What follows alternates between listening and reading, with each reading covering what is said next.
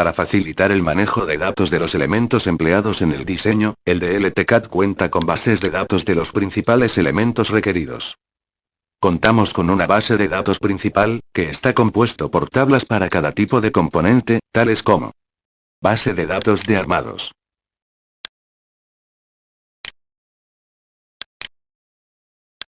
base de datos de soportes,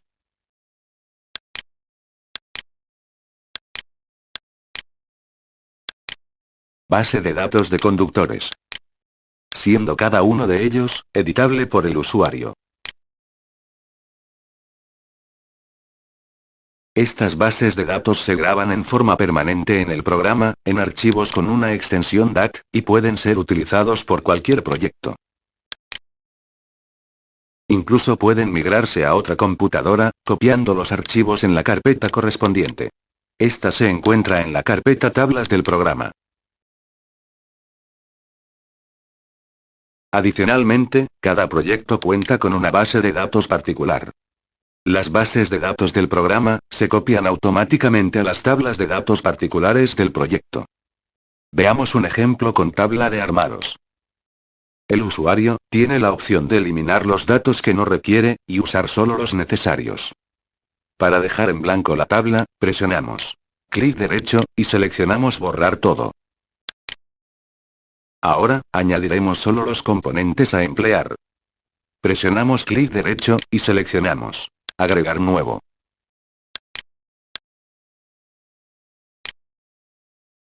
Agregamos HR, que es una estructura de anclaje. HS, que es una estructura pasante.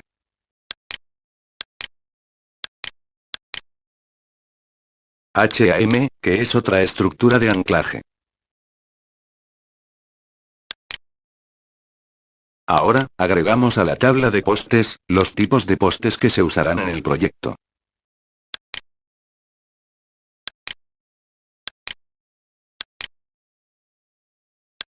Seleccionamos poste de 60 pies, clase 3.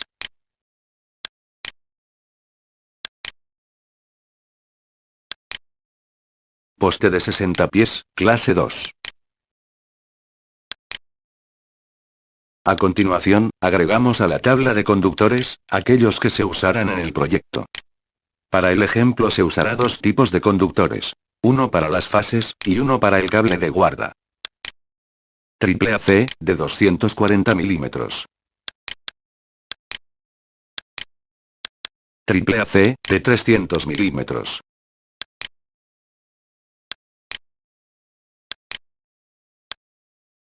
Y un cable de guarda de acero galvanizado de 50 milímetros.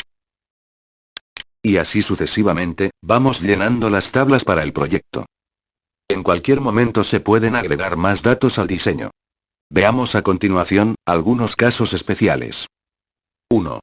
Cuando las tablas de datos del proyecto cuenta con elementos que no se encuentra en la base de datos principal del programa. Veamos el siguiente ejemplo. Vamos a la tabla de datos de estructuras del proyecto. Encontramos los armados B+0, B+3 y B+6, que el usuario ha definido para este proyecto. Verificamos en la base de datos de armados del programa, y notamos que no se encuentran. Entonces debemos cargar los datos del proyecto a la base de datos general del programa. Para ello, vamos al menú. Base de datos. Adicionar a base de datos general. Estructuras del proyecto. El mensaje nos dice que la estructura pórtico ya existe en la base de datos general.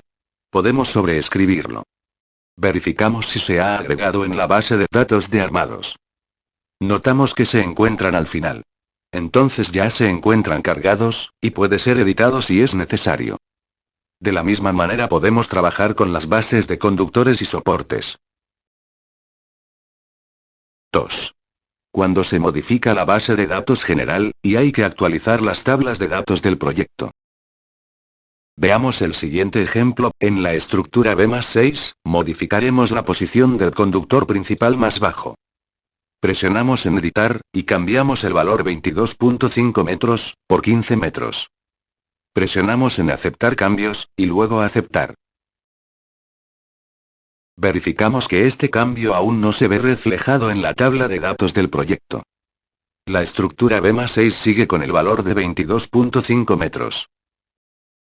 Presionamos en actualizar datos. Y vemos que inmediatamente el valor cambia a 15 metros. En general, cualquier cambio que se haga en la base de datos general, debe actualizarse para que sea efectivo en el proyecto. Ya sea para los armados, conductores o postes.